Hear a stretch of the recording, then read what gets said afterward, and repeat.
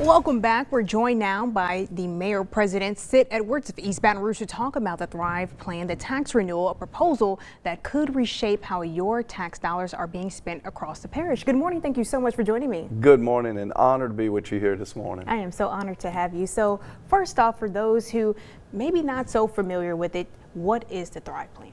It's basically, I'll tell you what it's not. It's not a new tax. I got to keep pounding that home.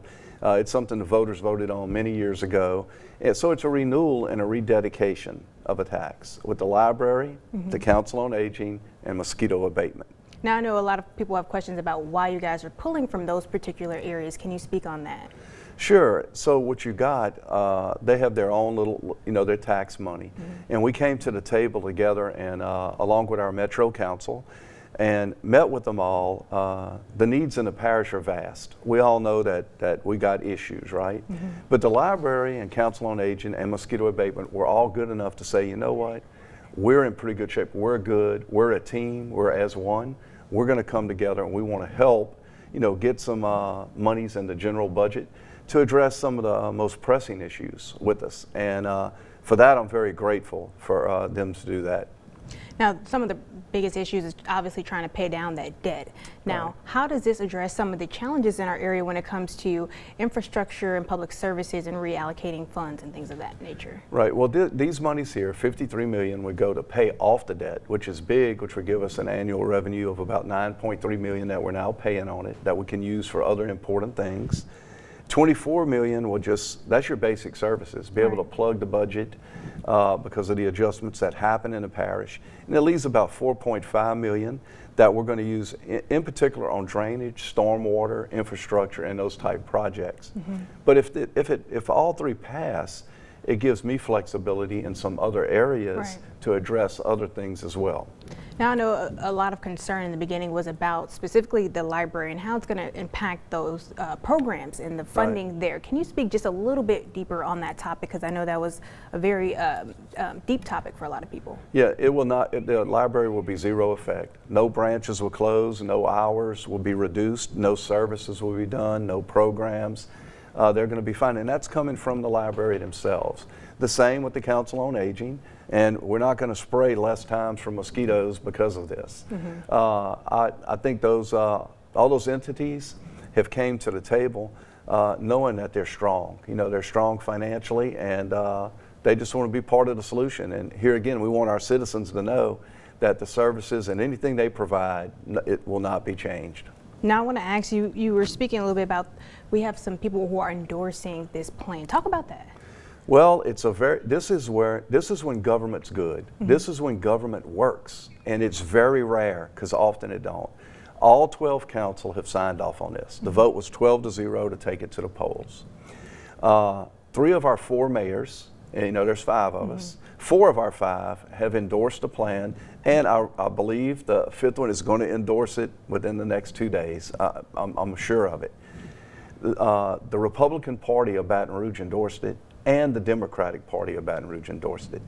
All 3 entities, Library, Mosquito, Council on Aging, have endorsed it. The AFL-CIO, the Baton Rouge Firefighters Association, BRPD, the District Attorney. So every endorsement we could have, which tells you this is rare government, and all these people are saying this is what Baton Rouge and East Baton Rouge Parish needs. So that's a strong thing. But even with all that, Sydney, the culture out there could say, no, thank you. I was just going to say, with the amount of support, it's ultimately up to the people to decide. It's their money, and I've said it all along, it's their money. All I can say is, as Mayor President, I promise you that it's going to be used in the right way, and it's going to be used to help save this parish. Now, if for some reason it doesn't pass in November, what are the consequences per se if it doesn't pass? Miss Sydney, that's a great question, because I've been not avoiding that question, but I've been dancing around it. Okay. But I'm just going to be real, okay? Services are going to be cut, and there's going to be major layoffs. And what people don't understand, we're already saving money in other ways. We're not just relying on Thrive. We found a health insurance plan, our council did, that saved $16 million. We're doing things. But if it don't pass, the parades people see in town, the festivals, the sponsorship, the ball games, the roadways, the drainage. I mean, the budget's got to be the budget. Right. I have a plan B. The people are going to decide. Plan B is painful, and so you're the first person I'm just talking that real about it. But I think people need to know. Honesty and transparency. That's it. Now I have to ask, what ways are you guys, I know you guys were going around yesterday and trying to talk to people. What other ways are you guys, other things are you doing to get that message out there so people truly understand what they're voting for and there are no questions when it comes to the election on November 15th? Yeah, it's a difficult campaign versus the campaign for an individual. But we're on digital media. We're going to be doing some TV buys. We're in the local newspaper. We put out a tabloid. We're going to be doing text messages. We got signs around town. But the biggest thing is there's nothing you're going to walk into the booth with that says Thrive. It's not there. It's Proposition 1, Proposition 2, Proposition 3. 1 is the library, 2 is mosquito, and 3 is Council on Aging. So that's what you're going to see, and it's some long language in it, but it's all lawyer talk, really. But those are the three propositions on the ballot. And let me say this, early voting starts November 1st.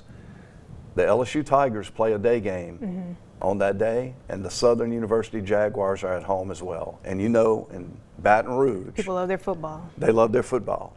So get out there early, research it, see if this is for you, and go to the ballot box. And that's where ultimately, obviously, the people determine the outcome of the Thrive Plan. Mayor, thank you so much for your time and your transparency this morning. Hopefully we were able to help out the people of Baton Rouge and the surrounding areas and the entire parish. Thank you. I appreciate you having me. Thank you so much. And we will have this interview on our website, Louisiana First News, later this morning. Stay right there. We have more news, weather, and traffic coming up after the break.